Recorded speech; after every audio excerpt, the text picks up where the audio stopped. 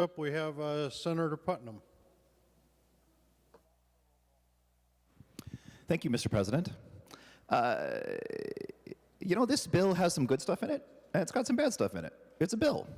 That's normal. That's natural. That's something that I think we can assume and sort of expect.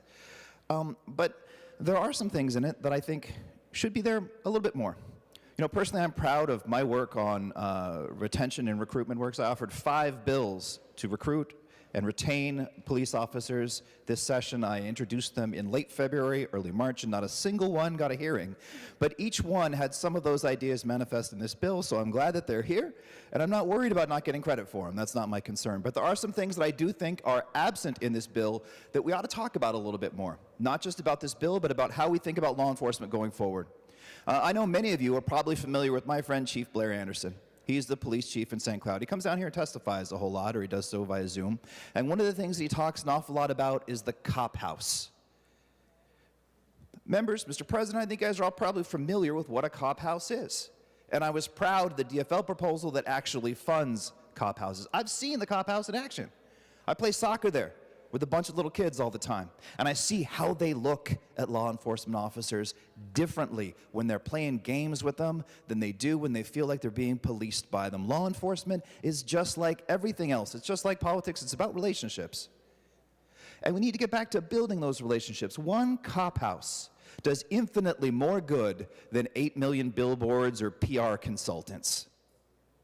That one cop house builds relationships, teaches young people to have a productive relationship with law enforcement, allows them to aspire to go into law enforcement someday.